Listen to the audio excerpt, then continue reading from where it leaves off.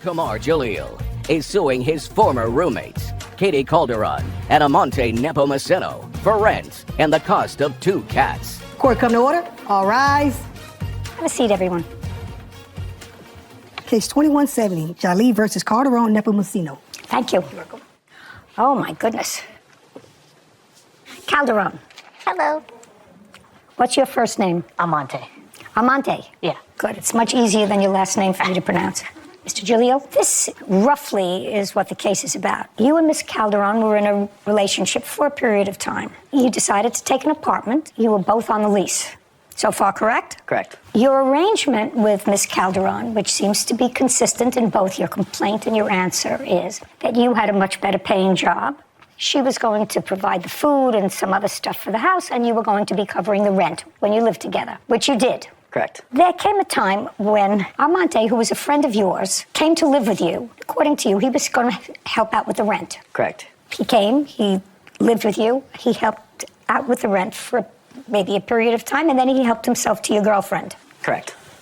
Now they're a couple. When you were no longer a couple with Miss Calderon, she stayed in the apartment for a period of time, but then they both left. Correct. And you're suing both of them for rent and for the return of 2 cats that they took when they left. You claim the cats are yours. That's correct. That's what the case is about. And some cat expenses in the event that I let them keep the cat. Cats. 2 cats. So when did you and Miss Calderon sign a lease together? We signed the lease together at the end of July with the landlord present. July of 2022? July of 2021. Correct. And it was for a year? Correct. And you had a job working for whom, sir? I worked for a company called Steris. What do they do? They provide medical equipment to hospitals all over the world. How long have you been working for them? I'm going to have 8 years under my belt this year. And when you moved into the apartment in July of 2021, what kind of work was Miss Calderon doing? At the time, she was working at an animal hotel. It was a pet daycare boarding facility. Okay. Were you an hourly employee? I was an hourly employee. And I am correct that when you moved in July, your arrangement was that you were going to pay the rent. That was... The arrangement. Correct. When did Armante come to live with you? About August to... That's Right. correct. Shh. He... Just... Amante was going to be our 3rd roommate. You mean 1, 2, 3? Correct. Well, you're not roommates, really. You and the defendant, Miss Calderon, were not roommates. You shared a room. We shared a room and Armante was going to live where? in another room. And what was your arrangement with Amante with regard to paying rent? We would split the rent 3 ways. Is that correct? Yes. And how much was your share of the rent? I would say approximately $927. How long did you live there? I was there when they signed the lease. I watched it all happen when they signed the lease. I came in, they signed Okay. everything. Well, you didn't sign the lease. I did not. But you were there from the beginning? Yes. And it was your agreement with the plaintiff that you would pay a third of the rent? Yes. Great. We asked the landlord Okay, to... so, hey, try not to hold each other's hands. Let's do the coochie-coochie someplace else. So you agreed with the plaintiff that despite the fact that you were not on the lease, you were going to assume the responsibility of a third of the rent, $927. Yes. So you moved in July, August, September, October, November, December, January, February, March. You left in April? Yeah. So you were there for 9 months? Yes. Did you pay rent for the 9 months? Yes, ma'am. Is that correct? He paid rent for about the 7.5 months. Okay. And then you left. Yes. Why did you leave? I decided to leave because he decided to go to another place he was offered. So What do you I mean he could- decided to go to another place He that was... got a place from his grandparents in another city. So I couldn't hold down the rent with her. So I decided to leave to save money and go back to my parents' house. Now, Mr. Jalil, you see, you don't make up a story like that, like he just told me. A lot of that has the ring of truth to it. Where are you living now? My grandparents' house in an in-law unit So when did you tell them that you were going to a different place? in March. When did you leave? I left in July. Did you let him know that you were staying until the end of the lease? I What?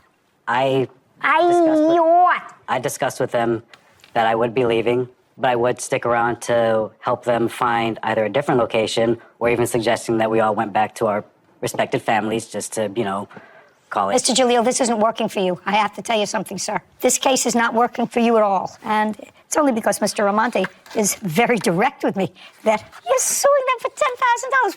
Where does that come from in your mind? Your agreement with her was you were going to pay the rent. You were never out of pocket. Your agreement was you were going to pay the rent. He paid his rent when he was there. He paid his 1/3. You then told them you were leaving. That's a whole different story than what you wrote in your complaint, Mr. Giulio. Do you understand? Correct. It's a whole different story. So, at best, Armante would owe you for 3 months' rent if they just left. But you told them that you were leaving. Now, when did you find out that they were a couple? I found out at the end of April. Were you all living together? Yes. So you just had 2 months left to the lease. So he was paying you. He paid you in March. You had May, June. You signed the lease in July, so it was over at the end of June, June 30th. It would have been over at the end of July, Your Honor. Well, she doesn't owe you any money for rent. At most, he owes you 2 months' rent. Tell me why you left. My job doesn't pay that well, so I decided to go back to my parents' house.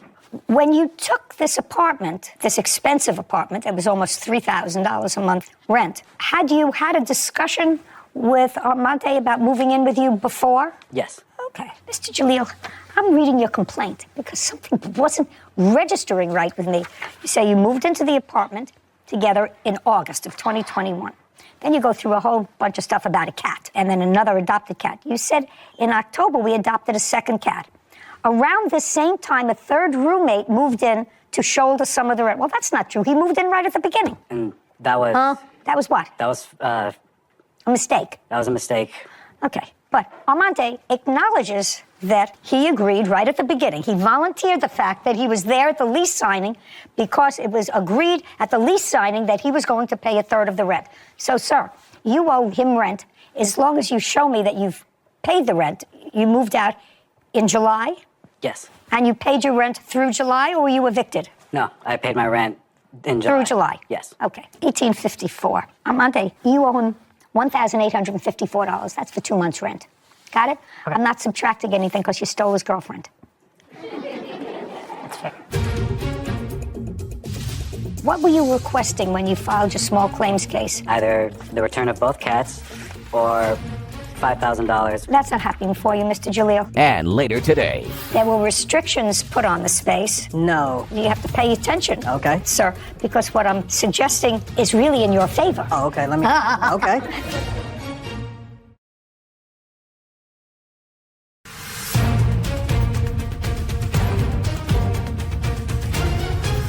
Kamar Jalil claims his former roommates, Katie Calderon and Amante Nepomuceno, are wrongfully keeping his cats and owe him rent money. Now let's deal with the issue with the cats. She doesn't owe you any rent. That was not your agreement with her. You moved out in July.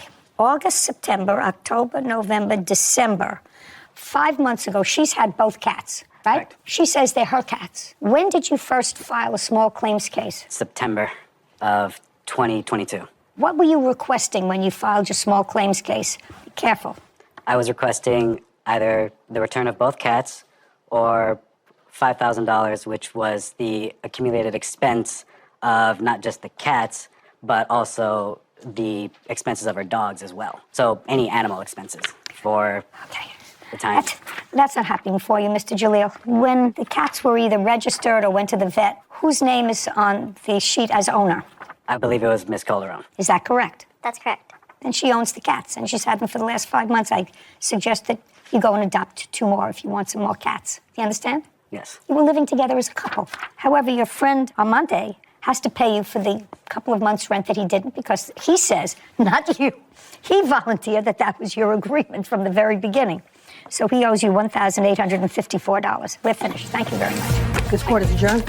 I think he's just kind of butthurt that I moved on. At least now I can put everything behind me and say that I did try. I didn't think it would escalate this far. All you can do in a situation like this is just you learn from it and you move on. The heart wants what the heart wants. This is what it is. It's life. I find fascinating, Sarah, that people will write and or be assisted in writing a complaint and an answer, but they read it over. This man is an intelligent man. He has a serious job for 8 years. First of all, he was suing for $10,000. Come up with that money. $5,000 for the cat's expense is ridiculous. But his complaint had really nothing to, even the timeline. As your clerk, I know that is a pet peeve of yours when I don't understand they it. don't match up. If you're going to tell a lie. At least tell a consistent lie. Right. I think the right thing happened. I think the defendant friend admitted himself that he owed the rent, and that was great, even though he probably should have just announced it. I had not said I was there when the lease was signed. This was always our agreement. I was going to be the third. But he was honest, which we always appreciate, and so I think the right thing. So I think he needs to, like you say, put a period, move on. Anyway, all happy, and they look happy. They couldn't keep their hands off each other. Case number 2172, Foster Gardner versus Menzel. All parties, please come forward. Jamar Foster and Sean Garner are suing record producer Livin Menzel for event costs after Livin canceled their Halloween party. Who's Mr. Garner? Mr. Foster? Right here. Are you going to be speaking? You're standing in the speaking spot. Yes, ma'am. Okay, great. According to what I read, the defendant rents a music studio. Is that correct? I rent a facility in which I own a music studio. You rent in someone else's building. Yes. And you're recording people. During the course of your business, you decided to enter into an agreement with the defendant to use that recording studio, which she rents from that space, which she rents from a landlord. May I correct you, please, Your Honor? Yes.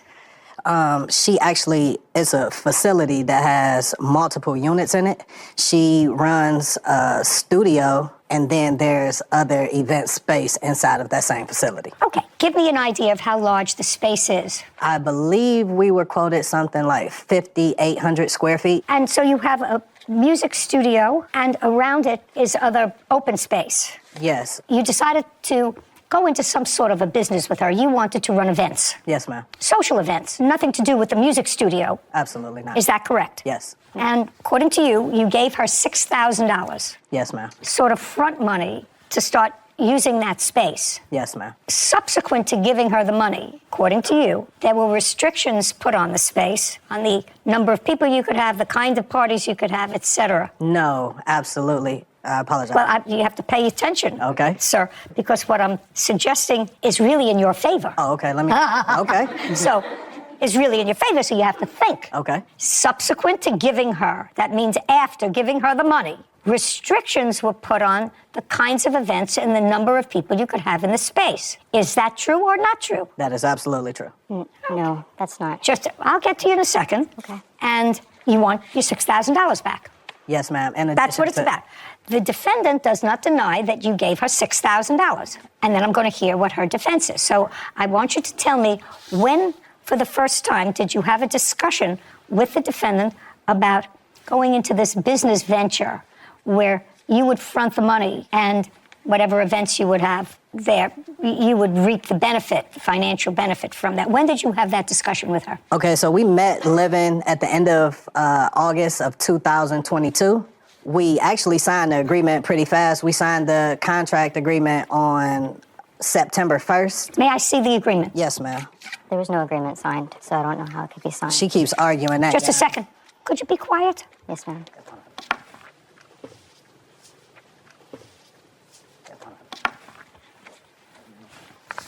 So in your hands, Shh. What's that's the studio that she runs? Sarah?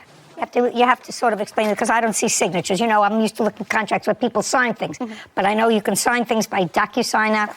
Your signature isn't on here. Yes, ma'am. And That looks like a signature from a DocuSign or some sort of online. okay, is that you? This was a proposal that I did. I do not even own it yet as a DBA. Just a second. It's getting better. Don't say anything. This is your proposal. Now I'm going to read it. Okay. And your masterpiece management. Yes, ma'am. Okay. Well, so this is sort of easy. You prepared this proposal. Speak. Yes, after. Just a this- second. okay. You Yes, ma'am. prepared this proposal. Yes, ma'am. And as a result of this proposal, you received and deposited $6,000. Yes. Yes. Well, then you have a binding contract. Okay? Okay. So that's what I'm telling you. You have a binding contract. And there is nothing in this contract that limits the kinds of events or the number of people or anything else with regard to this space. All it says is business activities, event planning, and event rentals. Nothing else. And this is your proposal, so the terms of it are construed if there's any material question, since you prepared the agreement, which became a contract once you accepted their $6,000. I view the terms of the agreement most harshly against you because you prepared the document. And it says, this agreement cannot be amended without the written consent of all parties. Yes. Yes. So sign the agreement, you got the money, and then at some point, according to them and according to you, you made certain limitations on the kinds of events, the numbers of people, etc. That is... Now that happened according to you because you do not own that space, you rent that space, and there was a problem with the first party that they threw. Correct. Come on, we're not talking about Gone with the Wind here. We're not talking about a 6-volume masterpiece. We're talking about a yes or a no. Based upon this proposal, they gave you $6,000, which you deposited into your bank account. That means a contract was created. That's the agreement. I'm telling you, that's the law.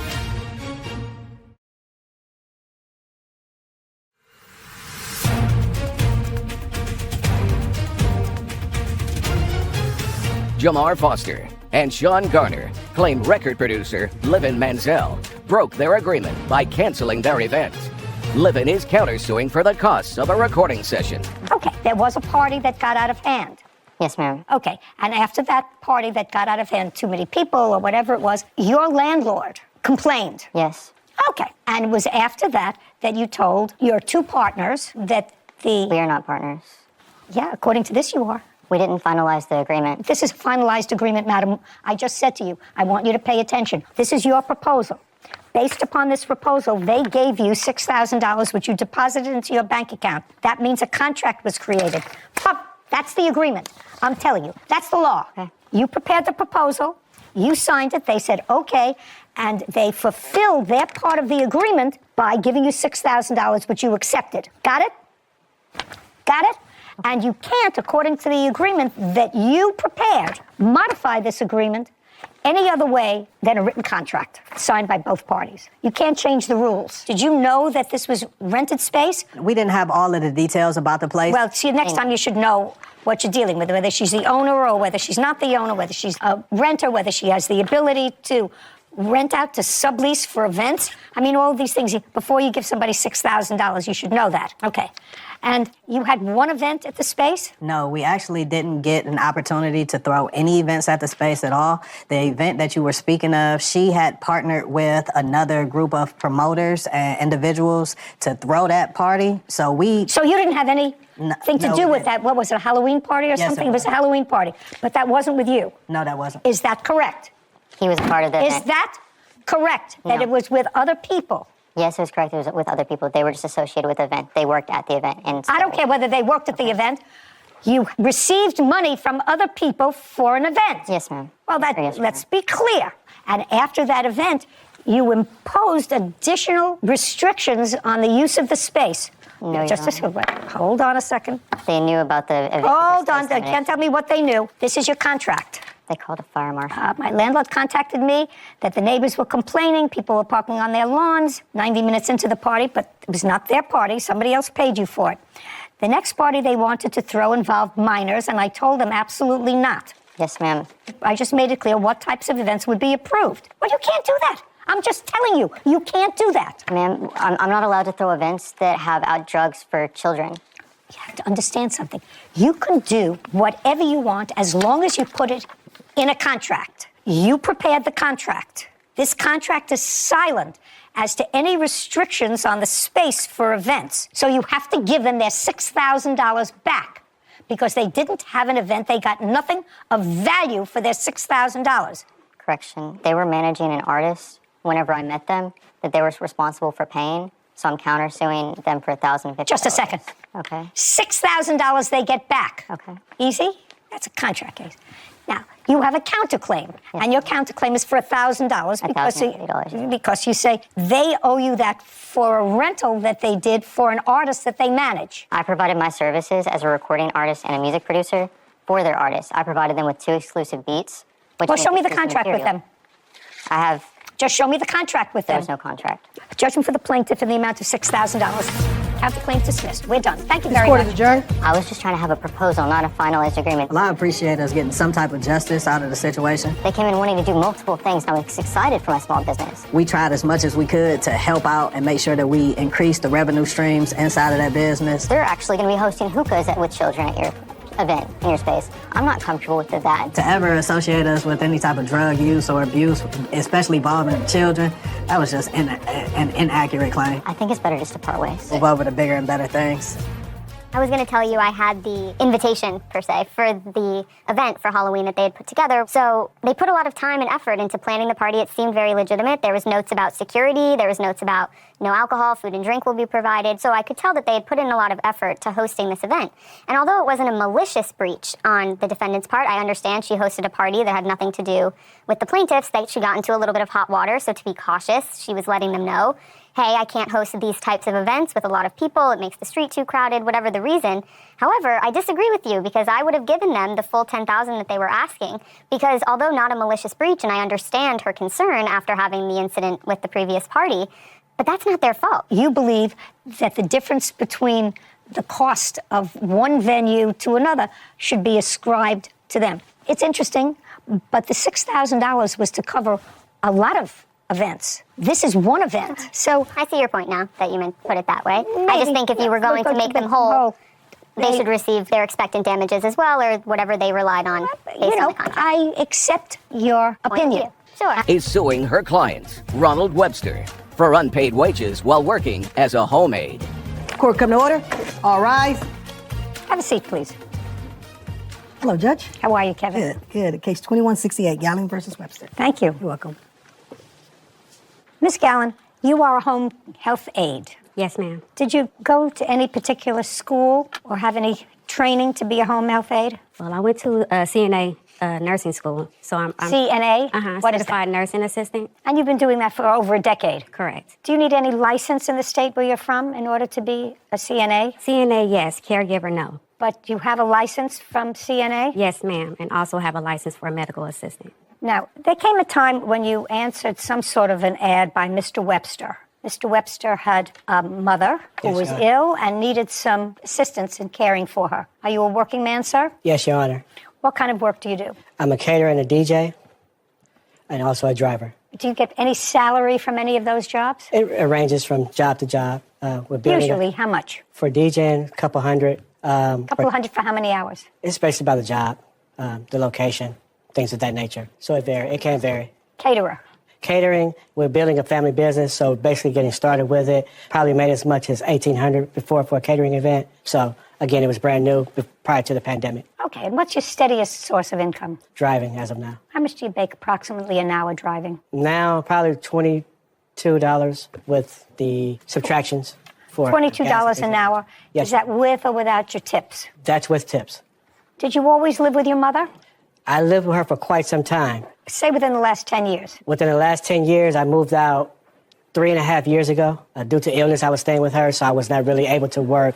During that time, I went to school to become a caterer, cook, etc., culinary school, business school, because I did have aspirations to open a restaurant eventually, or a catering business eventually. So you didn't live with your mother for the last 3.5 years? No, Your Honor. What kind of illness did she have? My mother was diagnosed initially with COPD. I forgot exactly what those words are, but it's a pulmonary. It's with her. I know breathing. it's COPD. It's a pulmonary disease. You're better than me. Then there's also emphysema, along with some other things that I was not made aware of until she passed away. How old was she? 68 years old. A kid. Yes, Your Honor. How long was she bedridden? From when to when? November 23rd until her death date of April 30th. So all the time that the plaintiff took care of her, she was bedridden? Yes, Your Honor. And was your mother pretty strong-willed? Yes, very much so, Your Honor. And the COPD and emphysema was in all probability, at least in part, if not in all, attributed to her smoking. Yes, Your Honor. Now, according to your complaint, Ms. Gallion, you worked for Mr. Webster in taking care of his mother, with whom he didn't live. Is that correct? Yes, Your Honor. Did anyone else live with her? My son lived with her. How old is he? He's 29 years old now. What does he do? He was working at the time for Tesla. He was, but he's no longer. No longer. But at this time, he was working for Tesla? He was working for Tesla. The whole time? Yes, Your Honor. The whole time right? from being released from the hospital up until her death day, yes, Your Honor. Now, the house belonged to your mother? Via rent, but yes, Your Honor. She rented it? Yes, Your Honor. She was a rentor? Yes, Your Honor. So her grandson just stayed there with her? Yes, Your Honor. So he slept there, and you were supposed to come during the day? Yes, Your Honor. Monday through Friday? Monday through Saturday. Okay. Now, do you have the ad that you got from the defendant? I do. I see it, Kevin, please.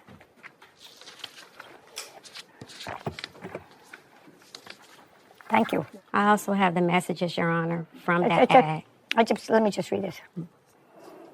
Okay, so you were asking for somebody good to take care of your mother because she was a great caretaker all of her life. Yes, Your Honor. Very nice. All of my life. All of your life. Yes, Your Honor. And in it, he says IHSS for now. Would you explain what that is? It's in-home supportive services. From the federal government or the state? From the state, if I'm not mistaken. And you are from the state of? California. Well, this is what he wrote. So when you spoke to him, were the same parameters of your employment as contained in his ad that you would be working for IHSS for now, maybe more in the future? I don't know what that means. I assume it means that if it works out, you'd be paying her in addition to what she was making with IHSS. No, Your Honor, I don't. What does it mean? IHSS for now. Yes. Maybe more. What does that maybe more mean? I honestly can't recollect what that meant. I am aware that I did send that text message or that Facebook post. Is there anything in any of the text messages you have that indicates what maybe more is? Yeah, just verbally, he stated out of his mouth that anything extra, him and his son would pay out of pocket. Okay, extra like what? That Extra hours, if the hours that I agreed to work to, if it needed to be extended, my traveling time, my toll from where I was driving from, he was supposed to reimburse you. Yes, for. ma'am. Is that correct, sir? No, Your Honor. Now, you started working when? February 24th was my first day. From February 24th until April what? 23rd. And that was 6 days a week? It varied because depending on my schedule, so every other week I would work Monday through Friday, and then the additional weeks I work Monday through Saturday. So it's between 5 and 6 days a week. And how many hours a day were you working? 5. So when you came into work, was the grandson still there? Sometimes he was, sometimes he wasn't. And if he wasn't, Miss Webster was alone? Correct. And when you left, was she alone? Yes, ma'am. And then hopefully the son came back to assist her at night. From my understanding, there was another caregiver that was supposed to be there at nighttime, which I never saw, so I'm not sure. Did you have another caregiver there at night? Yes, Your Honor. And who was that? Her name was... How long was she there? You mean her work time or her duration of employment? Duration of employment. The same time that Tracy started. Did she get paid? I'm not aware of... Just a second. Did you fill out papers for... Your Honor... That says it... No. If you didn't fill out papers for her, then either she was working for nothing or she got paid from you directly. Before you answer me, you had a nighttime person who was hired at the same time the plaintiff was. Either she was paid from an agency, or she was paid from you, or she did it gratuitously. What was it? Had your son ever applied to be caregiver for your mother? Think carefully before you answer that question, because this one knows all. Had your son ever applied to be your mother's caregiver? Yes, Your Honor. Yes. Oh, makes it so easy.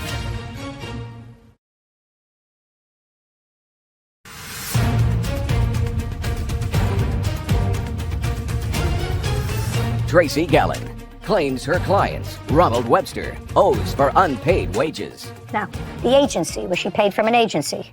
Yes. Don't say yes if she was not. If she was not paid by the agency because she didn't get paid, then say she never got any money from the agency. And if you never filled out any paperwork, she couldn't have gotten paid by the agency. Correct. Well, why don't you just... Let me rephrase that, because this is where the trepidation comes along. Neither of the caregivers were properly inputted into in-home supportive care system. So there's an allotment that is allowed where caregivers can work in hopes of having a large lump sum payment once they get their paperwork, background check, and everything else taken care of. So up until the 29th, no one had gotten paid because no one had their paperwork taken care of yet. So it's on the 29th when that starts to come about. So I personally never signed any paperwork for neither of the caregivers. It's not true, Your Honor. Just a second. That's what he's saying. Okay. So he signed no paperwork. And she worked for you from February to March, March to April, for 2 months. How much did you pay her in the 2 months that she worked there? Out of my pocket, I paid her $110 with a caveat. It was the first time that she worked on a Saturday. I asked her to do so because I had... Just tell me how much you paid her. $110. Anything else? Because I had a calendar DJing event. I was not feeling anything up until that point. Mr. Webster. Yes, ma'am. Yes, Your Honor. You seem like a nice man. It's going to cost you money. You can either make it easy or make it hard. From February to April, did your son work? Yes, Your Honor. He worked at Tesla. Then I'm not finished with you with that. Your son worked for Tesla. I assume Tesla paid him. I'm assuming he got paid too, Your Honor. And when you worked as a caterer, I assume you got paid. I was not working as a caterer during that time, Your Honor. Were you working as a driver during that time? I did work as a driver during that time, Your Honor. Did you get paid? Yes, Your Honor. prior to the plaintiff getting hired and this other woman, had your son ever applied to be caregiver for your mother? Think carefully before you answer that question. Think very carefully, because this one knows all. Had your son ever applied to be your mother's caregiver? Yes, Your Honor. Yes. Oh, makes it so easy. And when did he apply to be your mother's caregiver? According to the information I have, which I was just made aware of. Just a second. Yes, Your Honor. That's a lot of... Your son is in your mother's house. Yes. You're there all the time because you're interested in your mother. You are the next of kin. You have to sign off. Did your son sign up to be your mother's caregiver, and when? Give me the month, day, and year that he signed up. According to the paperwork I have, I'd have to look at it because I don't... Look at it. You can look at it, digest it. Give me the date. See, Sarah, it's what's on paper doesn't always make sense, right? Yeah. You know? You figure it out along the way. Follow the money. Yeah. Always. Always got to follow the money. Leads you right to where you want to be. Let's go. According to the paperwork I have here, his paperwork was started on August of 2021. When was it signed? It does not state that. And she started working in February. Is that right? Yes, ma'am. So between August and February, Mr. Webster, who took care of your mother? My son lived with her. He's, according to this, I was not privy to this information Okay, before. let me understand something. Yes, Your Honor. This is not a House Select Committee investigation, sir. This is just a court where I'm trying to figure out who took care of your mother, who was unable to take care of herself from August until February when you got another caregiver, and whether that person was signed up to get in-home health benefits. So the answer is, partially I know that your son, who lives with her rent-free... No.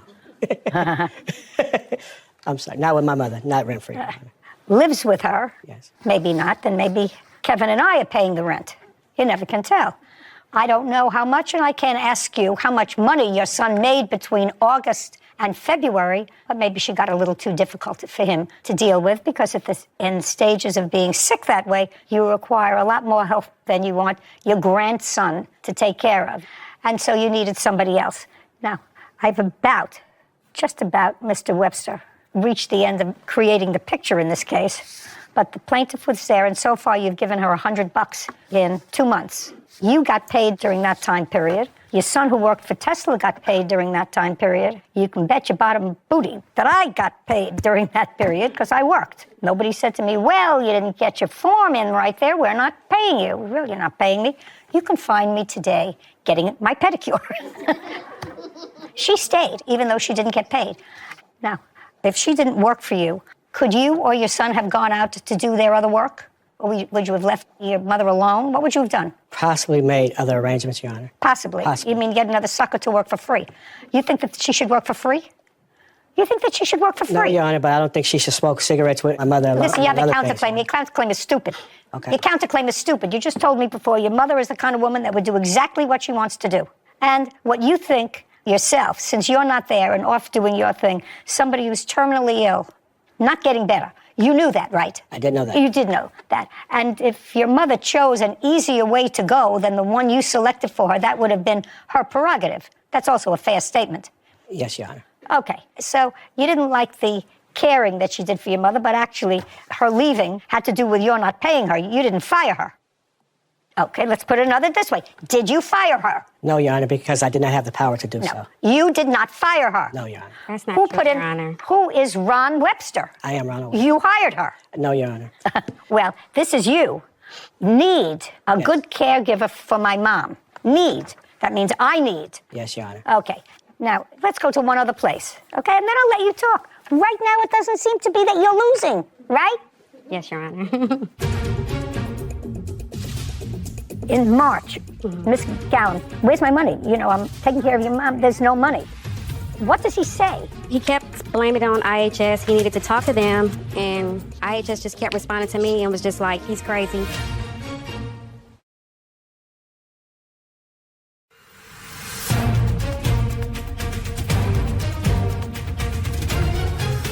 Tracy Gallen is accusing her client, Ronald Webster, of refusing to pay her after caring for his mother. Ronald claims Tracy smoked cigarettes and marijuana while working. How much do you think the time that she worked there, taking care of your mother, was worth? Your Honor, I personally cannot put a price on that. I know she's contracted through IHSS for $16 per hour. Did your mother have a life insurance policy? My mother had a couple of life insurance policies, yes. What were they, and who were the beneficiaries? I was a beneficiary Of both one? of How them. much? The total was $3,700, Your Honor. Did she have a separate policy for her burial? No, Your Honor. Did she own any property anywhere? No, Your Honor. So what was the total you received from the estate? The policies was set to pay $1,300, which I have not received all. You mean in addition to the $3,700, you'll receive another $1,300? $13,000 is what I meant to say. If I said $1,300, I misspoke. $13,000. $13,000. Total. Okay. How much did you pay for the internment, the service, if there was one, whatever? How much did you pay? You paid for it, I assume, out of this money. I have not done all the math. It's upwards of $15,000 or so. As I'm still Haven't done all the math. I'm still Fine. making payments. How much are you owed? I have it there, 26. The whole breakdown is.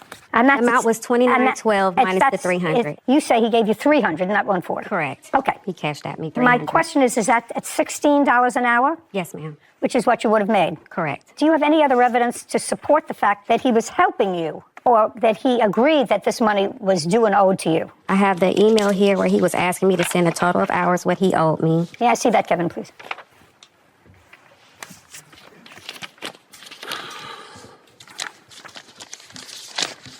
And then this is also the payment that he did pay me the $300. Well, this is from you. Yeah, he asked me him. to send that to him because he kept acting No, confused. but this is from you to him. Correct. Can I see your answer to this when she sends you this I don't document? have that email. Well, And do you have it? I'm not sure if there's an answer. I could check my phone. No. Okay. Now, in March, Miss Gowan, where's my money? You know, I'm taking care of your mom. There's no money. What does he say? He kept blaming it on IHS. He needed to talk to them, and IHS just kept responding to me and was just like, he's crazy. I don't Yeah. know why he keep reaching out to us. We keep repeating the same thing. He said he never has to filled pay out you. forms. Also, this is the contract that he signed stating that I am the IHS provider. If there's any extra fees that was over the hours that were allowed for her, that he would have to cover out of his pocket. No, he said he never filled out these forms. Well, no, that is the contract that he signed. We have to sign that with IHHS first to approve me even being the worker for his mom. So once they approved me and I went through orientation, he signed that he would be responsible for the hours. I kind of marked it on there where it states that this is the contract and this is what comes with it. Also, here are the timesheets I submitted. Okay. Not necessary. He acknowledges that he didn't pay you any more than, he says 100, you said 3. That's actually in your favor. $2,612. I suggest you take it out of the $13,000 that you received from your mother's life insurance. I'm sure she would like her caregiver paid, the one who took care of her in the last couple of months of her life. Your counterclaim, which is ridiculous, is dismissed as for the reasons I already said. The fact that the defendant may have either smoked with or allowed your mother to smoke in the last couple of years of her life is ridiculous. You know, you're the one who said to me, my mother is my mother is my mother. She'll do what she wants to do.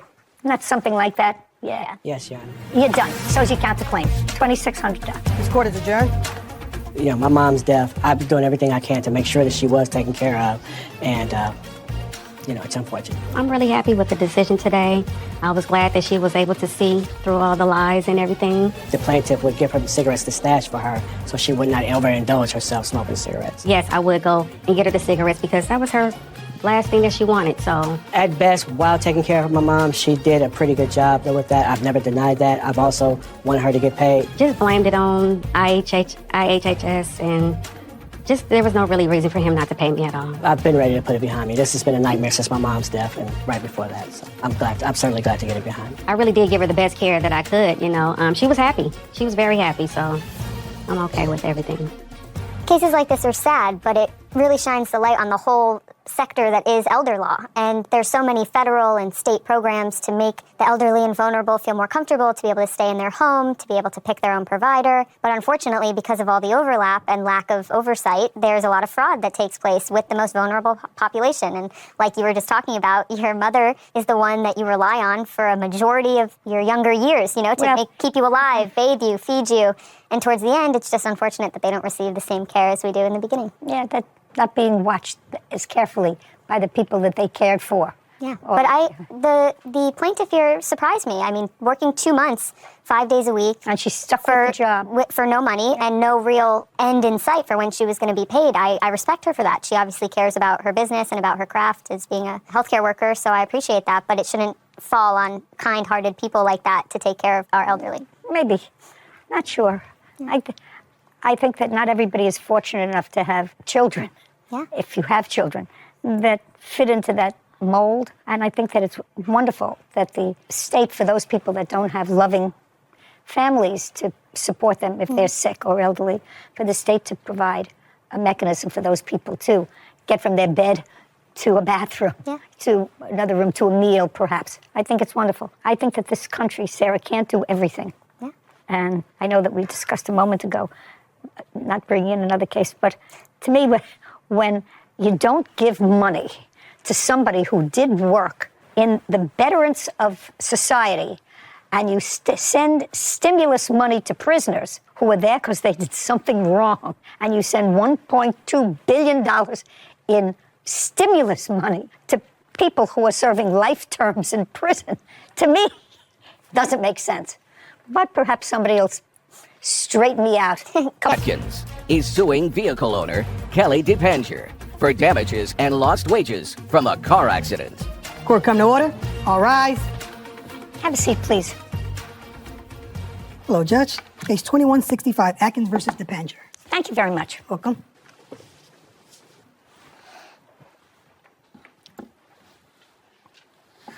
Tell me your first name. Destiny. How old are you, Destiny? I'm 14. And you don't have a driver's license. No, ma'am. So you know you're not allowed to drive a car? Yes, I do. You took your mother's car without permission. I did. You were with a girlfriend. Yes, ma'am. Who also is your age? Mm-hmm. Uh-huh is not an answer. Yes, ma'am. And you stole your mother's car on what date? October 7th or 8th. Where was your mother? Sleeping. What time did you steal your mother's car? Around 4, 3, around that time. What? Like, I say about 3:30. I'm sorry. The morning, afternoon, or evening? In the morning, a.m. 3:30 in the morning. Yes, ma'am. And you had an accident. Yes, ma'am. You had an accident with this lady's car. Yes, ma'am. And instead of stopping, you took off, right? Yes, ma'am. And it was a bad accident. Yes, ma'am.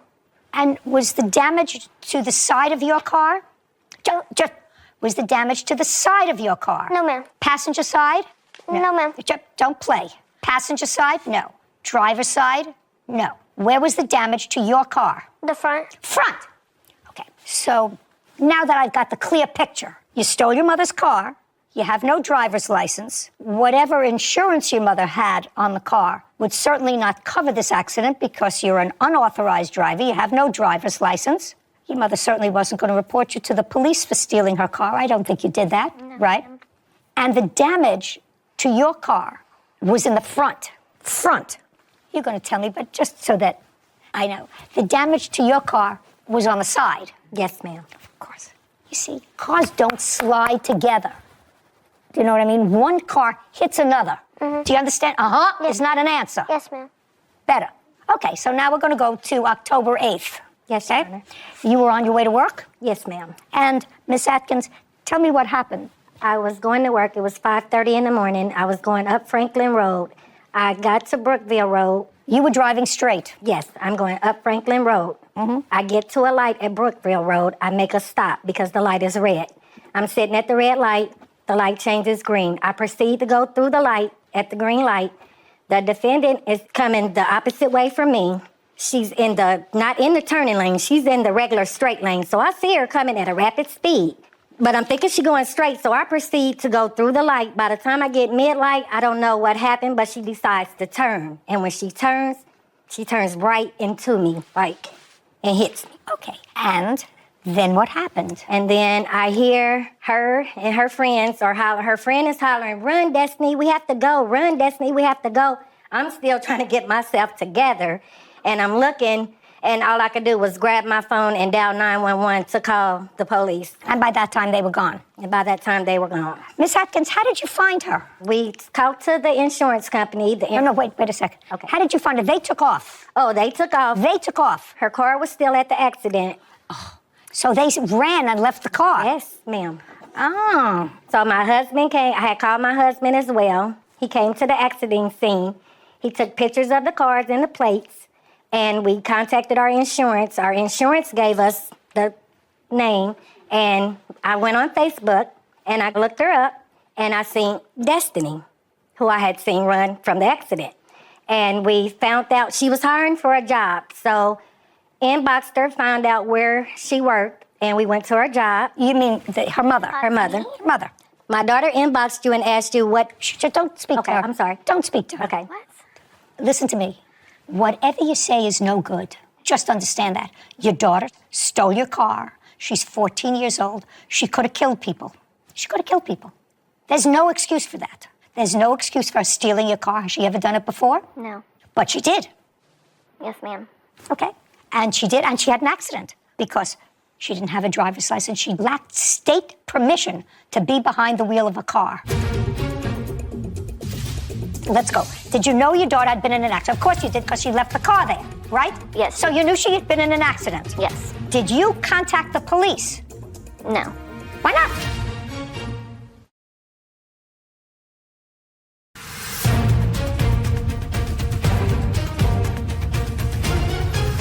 Tanya Atkins claims vehicle owner Kelly DePanger owes for damages after Kelly's 14-year-old daughter crashed into her car.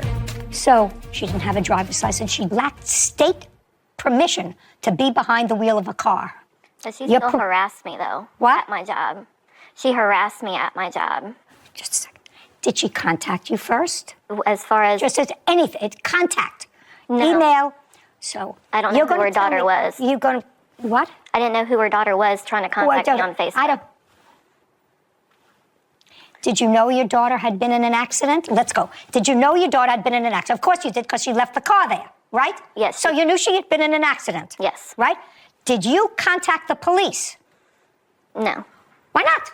She came to the house freaking out and, in panic of her getting in an accident. And my daughter So is what did telling you, just a me... second, so what did you do? What did you do? Your daughter stole your car. I see the picture of the accident. The picture of the accident clearly shows that your daughter hit her car. Your daughter's car is the gray This one. is the very first time Just a I've second. seen this. Well, I'm telling you, when you have front end damage, that means you hit somebody. She's wrong from the get-go. So I'm asking you, she came home, you told somebody, did you call the police and say, listen, my 14-year-old daughter took my car without permission, there was a bad accident, I hope nobody was hurt. Did you do that? No, I did not. No, of course not. You waited for somebody to find you. No, not necessarily. Well, what do you mean not necessarily? Unless you contacted somebody, did you go back to I was under the impression that they called the police. Just a second, what would give you that impression? Your daughter ran away. She said that cops were called. How did she know the cops were called? She ran away. What? The cops were there. A cop had spoke to me that night. I was... After the accident? No, before. After the accident. Well, the accident happened 3:30 in the morning. The officer spoke to you at night. That's after the accident. Yes, ma'am. But there's a fire department right by where we got into an accident at. And there was a police car parked while I was fleeing the scene. And he had asked me what I was doing, and I told him that I was fine and that there had just been a car accident. And he went. And the policeman told you to leave? No. He stopped and spoke to a policeman that there had been this kind of car accident, that you were driving with that, I never and the said that I policeman was told you to driving leave? Okay. Did you notify your insurance company? Unfortunately. That's either a yes or a no. No, because I don't have insurance. It lapsed. Double whammy.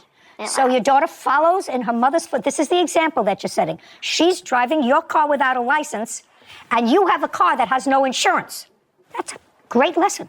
And so what happens is a perfect storm. Your car without insurance, driven by your unlicensed minor child, causes a stupendous accident where someone could have been killed. You don't call the police. Did you go and look at the scene of the accident? It's either a yes or a no. Not the scene. No. The scene. I'm talking about the scene of the accident. Your daughter came home. Did she tell you right away what happened? Shh. What time did your daughter get home? About 7 or 8 in the morning. Well, where did she go after the accident? Did you ask her? She was waiting for a ride. She had woke me up in my sleep and told me about the accident. So the accident that happened 3:30 in the morning, according to her, or 5:30. So she was driving around for a couple of hours before the accident happened 5:30. An hour and a half later, she woke you up? Yes. Is that what you're telling me? Yes, ma'am. And did she tell you where the accident happened? Yes. And what did you do? What did 7:30 in the morning? She had a terrible accident. She told you where it happened. Did she tell you that she ran away from the accident? Yes. What did you do? Well, she does have severe asthma. Just to say, I don't care whether she has severe asthma or not. irrelevant to me. I'm asking you what you did. Right. What you did. Your daughter calls you, not from the house. She comes in the house. Oh, I thought you said she called you. Not important. She came into the house at 7:30. She told you that you stole the car, went for a joyride with her friend, whatever language she used, and she had a very bad accident. The car was demolished. Right?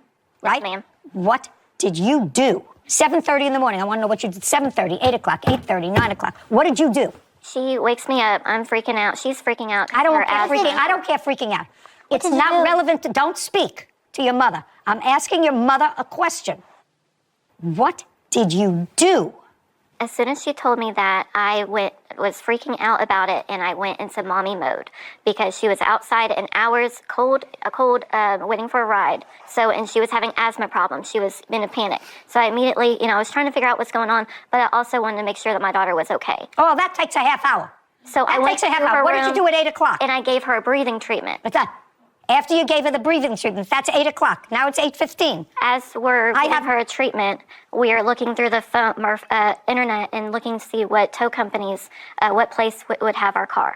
And we finally figured out where our car was, and I got a ride to go look at my car. What time? I would say maybe about 9, 10 o'clock. Okay. When was the call to the police?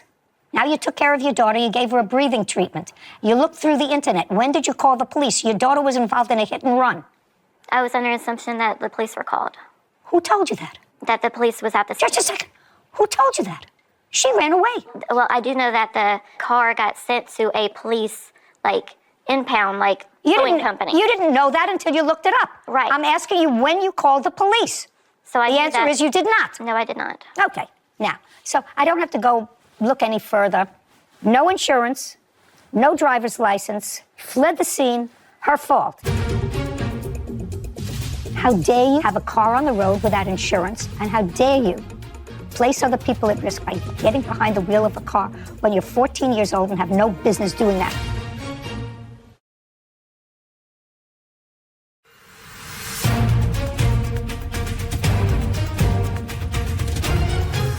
Tanya Atkins is accusing vehicle owner Kelly DePanger of refusing to pay for damages after Kelly's 14-year-old daughter crashed into Tanya's car.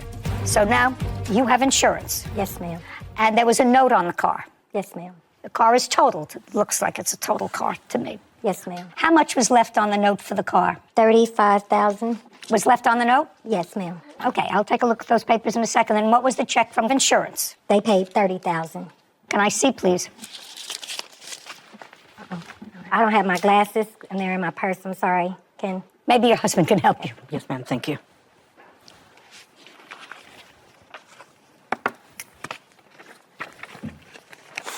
Thank you. Yes, ma'am.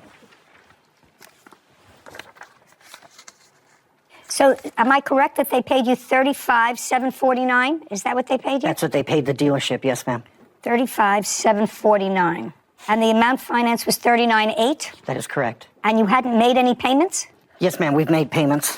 This is $39,826, but you made payments, so that would reduce the amount of the loan. This is the original copy of when we purchased the vehicle.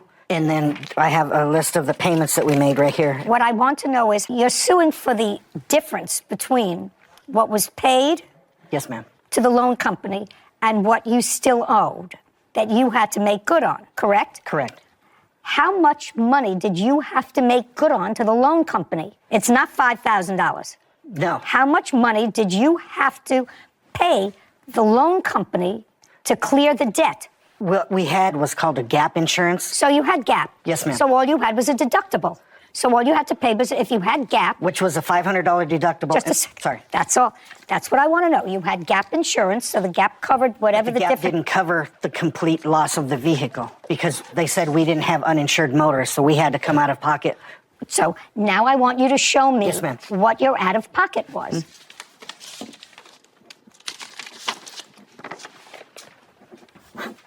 Thank you. Yes, ma'am. I'm not understanding this. You want to tell me what the out of pocket is? Gap paid. How much? The rest besides $1,756. Yes, ma'am. That's what we owe out of pocket. Okay, not $5,000. No, ma'am. $1,756. Yes, ma'am. Okay. Well, that certainly has to make you whole. I knew it wasn't $5,000 Yes. because it says you had gap insurance. Yes, ma'am. Great. 1756. Now, you were taken from that accident scene to the hospital? Yes, ma'am. Which hospital? It's a community east. Were you taken by ambulance? Yes, ma'am. Did you stay in the hospital? No, ma'am. Okay. Did you have any uncovered medical bills? No, ma'am. Were they all covered? Yes, ma'am. Okay. So your out-of-pocket expenses $1,756. Yes, ma'am. And the discomfort that brought you to the hospital? Yes, ma'am. And I have a lost wage paper from my employer as well. I'd like to see it. Also, if I may say, ma'am, we had to rent a car, obviously, because her car was totaled, and the bill is in there as well. Well, your out-of-pocket expenses, including your lost wages because you didn't work a full shift, you are an hourly employee, those expenses, your car expenses, the $1,756 all amount to about $3,000. You're suing the defendant for $8,000, right? Yes, ma'am. I'm awarding you the $8,000. How dare you have a car on the road without insurance, and how dare you place other people at risk by getting behind the wheel of a car when you're 14 years old and have no business doing that? Do you own or rent your own home? We rent. You rent. Do you work? At the moment, no. Were you working then? Yes. Okay. What happened to your job? That's what you're going to tell me. You're going to tell me she came and she harassed you at your job. Tell me how. They both did. Well, No, not both. Her. the Plaintiff. Well, her husband is the one that did the talking. And he said? And he told me, I have never seen the accident until now, so I have no idea. I believe my daughter. Well, you shouldn't. Why would you believe a thief? No. And a liar? Believe what happened. But why would you believe a thief and a liar? She may be a thief and a liar, but she's not stupid. If the plaintiff hit her, she would have stayed at the scene because she got hit. Doesn't that make sense to you? That if she was the one who was in the right and got hit by the plaintiff, she would have remained. She said she saw a police car there, and she spoke to a policeman. So if she was in the right in the accident, what'd she leave for?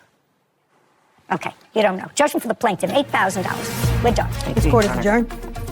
It was very frightening. I've never been in an accident before, and so that time of morning, I'm on my way to work, so I'm not expecting that, of course. I mean, my daughter took my car. I'm glad that justice was served. When I tried to come out to make the turn, I seen her and we crashed. I really don't think she gets the concept of what she done. I don't have a car. And her mother doesn't either, obviously.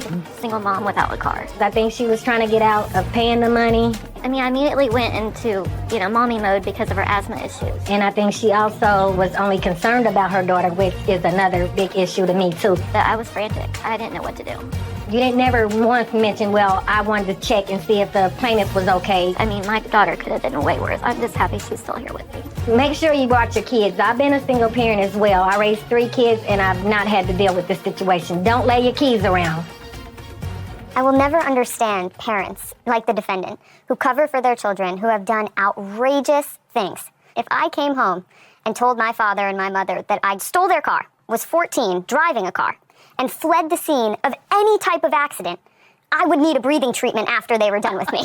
That is how it should be, because that is how you raise responsible, accountable children, to raise them into adults. I couldn't agree. Kara Simmons is suing her former friend, Jania Freeman, for water damage caused by Jania's 14-year-old daughter.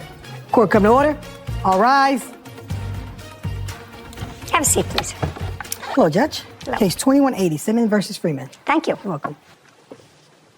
Miss Simmons, how long have you known Miss Freeman? I met her in the 3rd grade. I've seen her a few times since then. And you were having a party for one of your kids.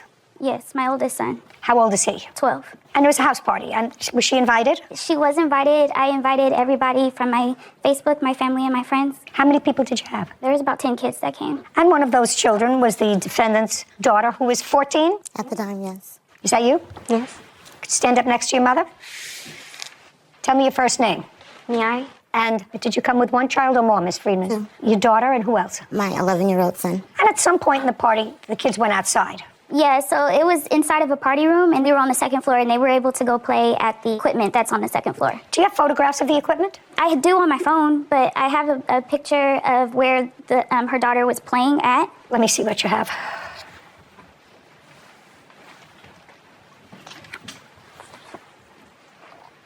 Okay. Come up here.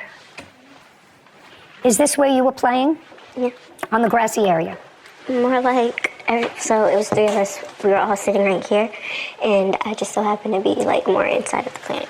I just want to know whether you were in the planter or outside on this grass. In here or out here? Both. So you were both? Yeah. Okay. Now you can go back. Okay. Just for my information, what were you doing in the planter? Well, more like I was like on top of it, not necessarily like in it. I wasn't trying to be in it, but my friends were sitting down and they were talking, and I didn't want to sit, so I was standing up on it. Standing up on this is not my question. Were you in the planter where the plants were? Yes. Yes. Well, you knew you weren't supposed to be in the planter where the plants were. I mean, you're an intelligent girl, aren't you? Yeah. So you knew you weren't supposed to be in here. Yes. Right. Okay. That's all. You know, I mean, we're not talking about a homicide here. We're talking about being someplace you're not supposed to be, in the planter. So it was just the three of you outside. Yes. The two kids who were sitting on the edge of this planter where you're supposed to sit, and you who were both on the edge and inside the planter. Yes. Okay. Tell me what happened with the head of a sprinkler system while you were out there. So what happened was we were talking and playing, and I was running around, so I was going from it on top of it, trying to be tall, running off the grass onto the steps, onto the planter and stuff like that. And somehow, I'm not really sure, I don't really remember, but the green thing that was in it, I don't remember what made me notice it, but I do remember that my foot had made contact with it, and I started to notice it, and I was looking at it, and then I was like, something's wrong here. I seen the top to the green thing, and I felt like that may have been me who moved it, so I thought to put it back. And as I was trying to put it back, it was being that difficult, so I started jumping on top of it to make sure it stayed on top. Let's get back to you. At some point after this happened, you were contacted by the landlord of your facility. Yes, but I didn't know that she was outside doing that. I don't care. She's just acknowledged that she did it. Why would that bother you? It doesn't bother me. Well, then it's not relevant. She acknowledged that that's what happened. She was in the wrong place. She broke something. According to her, she tried to fix it by jumping on it. Clearly the wrong thing to do. So if there was damage as a result of that, there's no question she's responsible. Since she's a minor, her mother's responsible. It's that simple. Okay? Do you have a video of what happened that afternoon? Yes. Okay, can we see that, please? This came from security camera? Yes. Okay, you're in the white shorts, right? Yes. What are you bending down to pick up? The top. You mean it's that heavy and then other Wasn't kids get... heavy. Shh.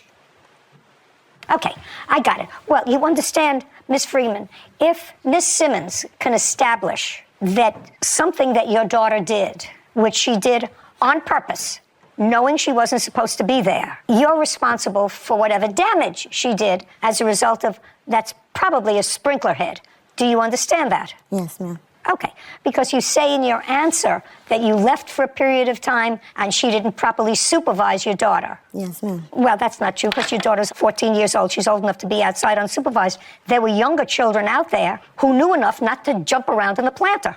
She was the only one who jumped around in the planter. She was the oldest one out there. Okay. Do you understand? Yes. She was supposed to supervise them. If there was a 6-year-old who did that and she's outside, you would let a 14-year-old take care of a 6-year-old. And she doesn't require her supervision. And when she had a problem that day, and clearly it was a problem with somebody else's property, when the two of you were home that evening, did she tell you she had had a problem? No, ma'am. She didn't tell you anything about it? No. That she broke something? No, ma'am. Okay, when did she finally tell you she broke something? When Kara contacted me that the apartments were contacting her, then Okay. I asked my daughter about it, and she told me what she told you. Great. Can I see the letter from the complex, please?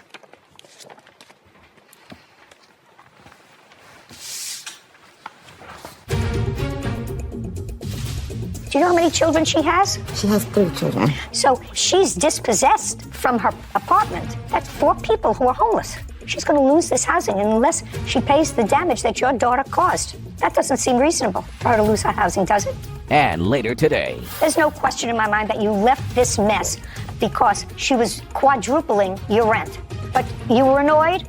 You're still not allowed to leave a place like this.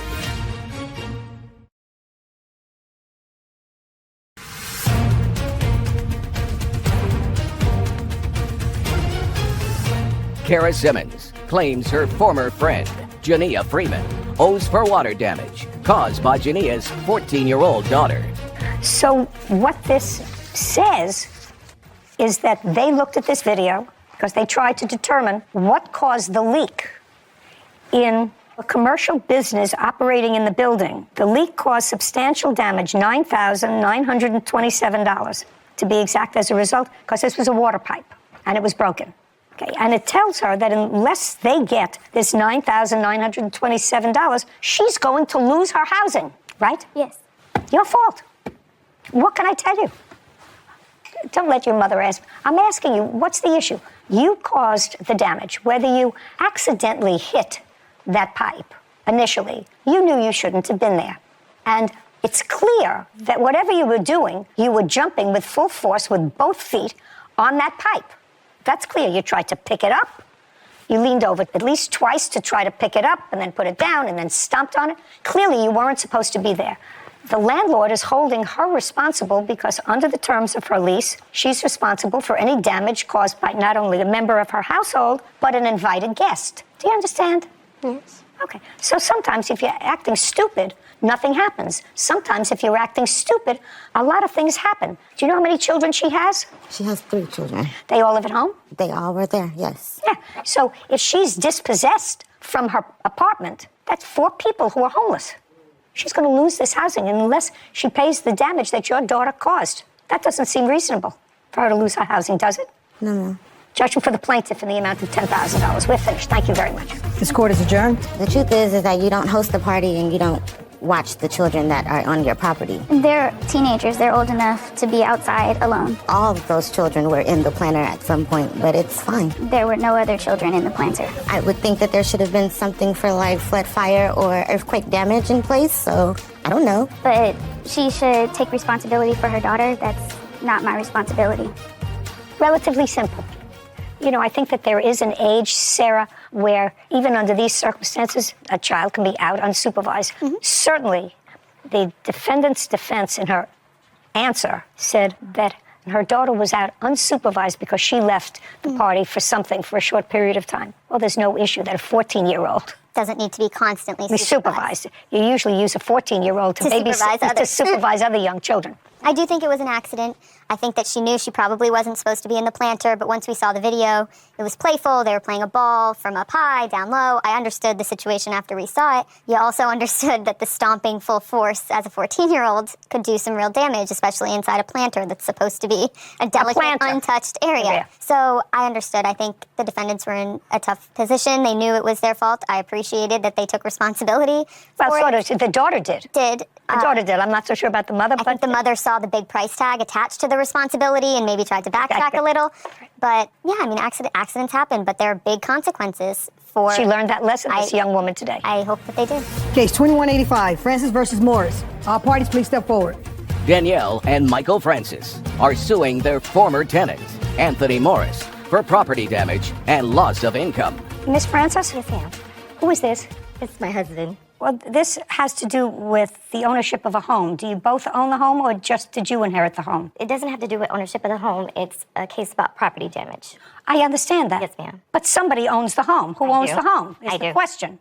Not your husband. Correct. Have a seat. Let's not confuse it. Miss Francis, you had a brother. Yes, ma'am. Whose name was? Julius. How old was he? My brother was 38. And your brother owned a home? Yes. How long did your brother own this home? He just purchased a home in 2017. Do you know how much he paid for it? About $123,000. Was there a mortgage on the house? Yes, ma'am. How much is left on the mortgage? $110,000 now. Do you know how much the house is worth? Yes, ma'am. How much? It's worth $213,000 now. So almost double. Yes, ma'am. Now, your brother passed away when? June of 2020. From what? Pancreatic cancer. So it was relatively fast. Yes, it was. He was actually diagnosed in 2019. So in early 2019, I became his caregiver, taking him back and forth to the doctor and chemo visits, as well as my husband.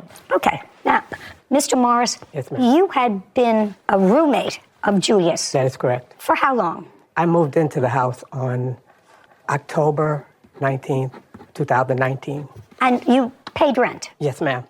Now, when Julius got sick, according to what I read, you never moved into the house with Julius. You just took him to where he needed to be. Is that correct? You lived with your husband. Yes, ma'am. You lived with your husband, and you came as needed to take your brother to medical appointments, etc. You lived in the house with him. Correct. Is that correct? Partially. What's not partially? At the end of my brother's illness, I moved in with him because How much before? I would say March of 2020. So for a couple of months, towards the end, you moved in. But during the course of the year, you lived with your husband and you lived in the house with Yes, Julius. ma'am. And when you were living in the house with Julius, did you give any assistance to him in any way? Yes, ma'am. I took him to the hospital several times. I cooked for him, and I pretty much did the chores and ran the errands for him. Did you know him before you moved into the house? I did not.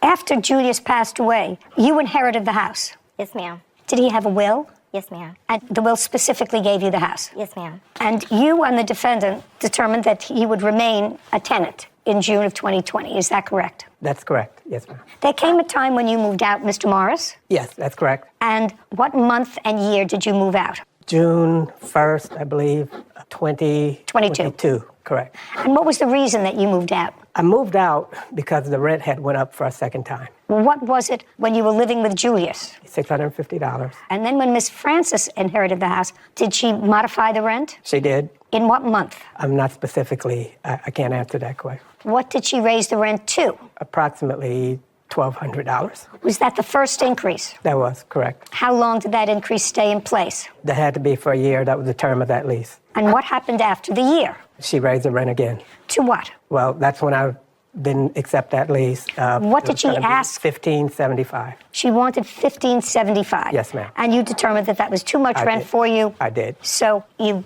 gave notice you were leaving? I did. She's going to show me what she considers $5,000 worth of damage to the house. I want to see it. Yes, ma'am. Now I want you to show me what damage you are ascribing to him from the house. Okay, I have the pictures here, Your Honor. Okie dokie.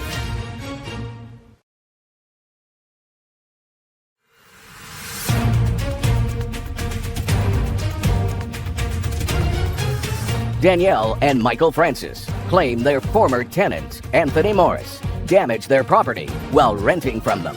When did you give notice you were leaving? 30 days before June 1st. Okay. And when was the lease up? June 1st, it would expire.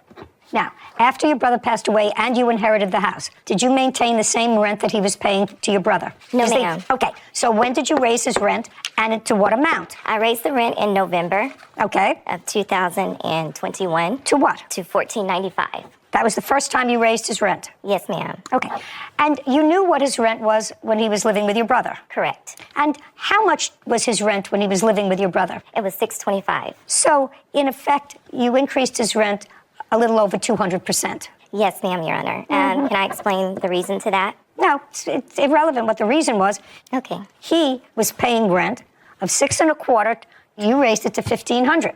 Now, at the end of that term, were you going to raise his rent again? Yes, Yes. ma'am. To what? It was going to be an $80 increase to $1,575. Now, during that 2-month period that you lived in the house, you had no issue with regard to the way Mr. Morris maintained the house while you were living there with your brother. And that fact is buttressed by the fact that you maintained him as a tenant, right? Correct. Okay, so you saw the way he maintained the house, and having seen that, you continued him as a tenant. Correct. And you raised his rent substantially, and he paid that rent. Correct. And he paid that rent sufficiently so that you were prepared to re-rent him the house, but you just wanted a little more money. Correct. Correct. Now he moves out on June 1st of this year. Mm-hmm. And now you say that he caused almost $5,000 worth of damage. And because he had damage, you lost income because you couldn't re-rent the house. Correct. You moved out in June of 2020. Yes, ma'am. You have a new tenant in the house. Yes, ma'am, I do now. And how much rent is she paying? She is paying $2,200 a month. And when did her lease start? Her lease started in September.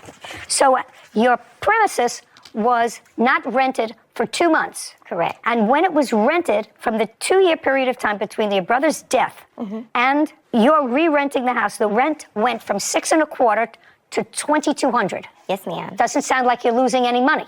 Well, there's Just a second. Okay. Doesn't sound like you're losing any money.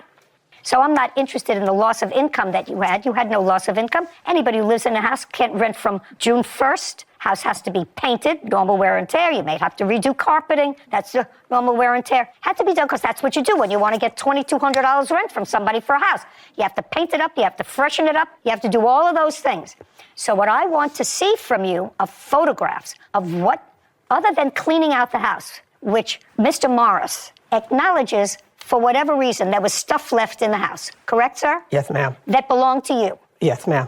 And that you didn't clean out. I did not. Now, you left on June 1st, and I'm telling her that she's going to show me what she considers $5,000 worth of damage to the house. I want to see it. Yes, ma'am. You agree that you left some stuff in the house. She probably has a bill for cleaning out some of that stuff.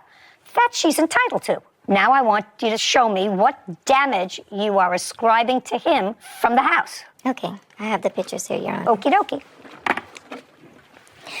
Also, can I present in evidence what the room that the defendant rented out, what it looked like prior to the damages? No, I don't see any damages. I see mess. There's pictures in there, Your Honor. I'm looking. The damages. The carpet was damaged very badly. He messed up my mattress in my second bedroom. The doors was damaged. He actually changed the lock on the second bedroom door and the master room bedroom door without my You see all this knowledge. stuff, sir? Shh, Yes, just a ma'am. sec. This is all your junk, right? Yes, ma'am. Okay, so you should have a substantial bill for cleaning and getting rid of this. Yes. I'd like to see it.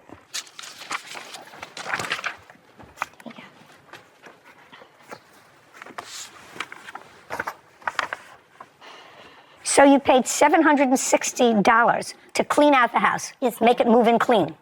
Yes, ma'am. That's what you're entitled to, Miss Francis. $760. You can't leave a place like that. Also, Your Honor, I had other damages as well. My microwave was broken. I don't know who broke that. And you don't know. I know it was working when he was there. May have been working, may have been not Everything was in top-notch condition, from appliances to flooring, when Mr. Morris was at the house. So he broke my microwave. Fix it. I have fixed it, and I'm asking for the cost of a replacement for a new one. No, wait. Why not? Because I'm not convinced, madam, that somebody who, according to you, helped you with your brother, was there and supportive for the last year of his life. He certainly left a mess, which you're not supposed to do, sir. I understand. You're not supposed to leave a mess. And this is clearly a mess. And there's no question in my mind that you left this mess because she was quadrupling your rent. But to her, this is a business. And she's not living there with her husband. This has now become a business investment. Yeah. Her investment increased in value. It was really Julius's investment, but it increased in real estate value. And instead of seeing $600 a month, which probably doesn't cover the taxes and mortgage, she now has a profit because she's now getting $2,200 a month from somebody. And that covers, of course, her mortgage and whatever taxes they are. You were annoyed? You're still not allowed to leave a place like this. $760, judgment for the plaintiff. We're done. Court is adjourned. Kind of upsetting because the defendant really trashed my brother's house, given that we considered him like family. I was like family with him. I took care of the brother for a long period of time. I wouldn't have left the house like that. And for him to turn around and do this and cause all those damages and then get off scot-free, it's heartbreaking. Number one, there were no damages. You know what? Nothing good ever comes to someone who does people like this. Money does change people, and so you have to be careful. Be careful who you rent to. So I just did some research on the home while we were out there, and I found some interesting information just based on some of the plaintiff's claims. So I did find that the house was sold to the brother in 2017 for $123,000, but the plaintiff listed the home for rent for the first time July 22nd for $2,300 listed for rent when she became the owner. And he moved out in June, beginning of June. So her claim for lost income doesn't really make sense because she had it listed on Zillow at least. I'm not sure it could have been listed before then. That's just when Zillow picked up on it. I'm not sure how their algorithms work, but she was unable to get the $2,300 presumably because she reduced it to $2,200 in August of 2022. And then it was removed later in August at that $2,200 mark, presumably whoever, the new tenant that she now has. So she had no real lost income. Exactly. She had the month of maybe July, but if you have a tenant moving out June 1st, you give yourself 2 weeks notice as a landlord anyway to make the necessary painting. Yeah, then sometimes it takes a little bit. Exactly, and you don't find a tenant right away. So based on that, I wouldn't have given her any lost income. For the he left the house a mess. He did. He left boxes. He acknowledged it. He left the place a mess. He left food in the refrigerator, and there's no way in one day, which he said, it was like he was going to move all that stuff out. He was annoyed. Then you can't leave stuff. South Korea, a nation